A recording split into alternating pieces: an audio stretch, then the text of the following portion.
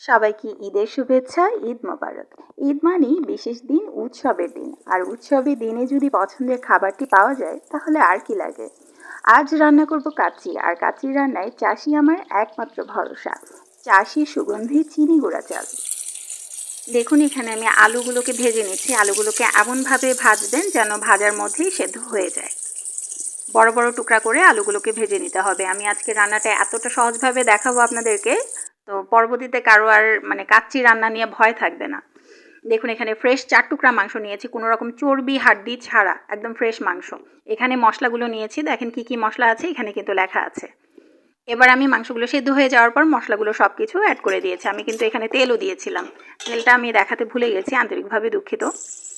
এবার আমি দুধের মিশ্রণ দিয়ে দেবো। দুধের মিশ্রণে কী কী দিয়েছি সেটাও আমি এখানে লিখে দিয়েছি, একটু দেখে নেবেন।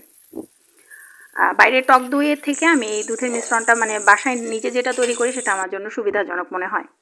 দেখুন তেল উঠে আসছে, মানে মাংসটা কাচ্চি রান্নার জন্য যে মাংসটা দরকার সেটা একদম পরিপূর্ণভাবে তৈরি হয়ে গেছে। আমি এখানে কিন্তু আলুগুলোও দিয়ে দিয়েছি, আমি এখানে 8 পিস আলু দিয়েছি।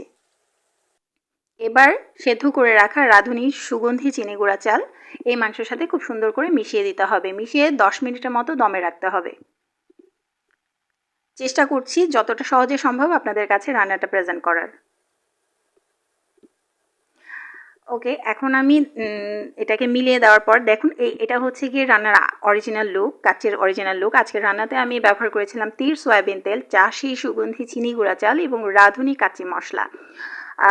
অনেকেরই আসলে মানে টেনশন থাকে যে কাচ্চি রান্না করতে হবে, কিভাবে রান্না করবো। আমার মনে হয় আজকের পর থেকে আর কোনো টেনশন থাকবে না, বিশেষ করে যারা নতুন রাঁধুনি আছেন।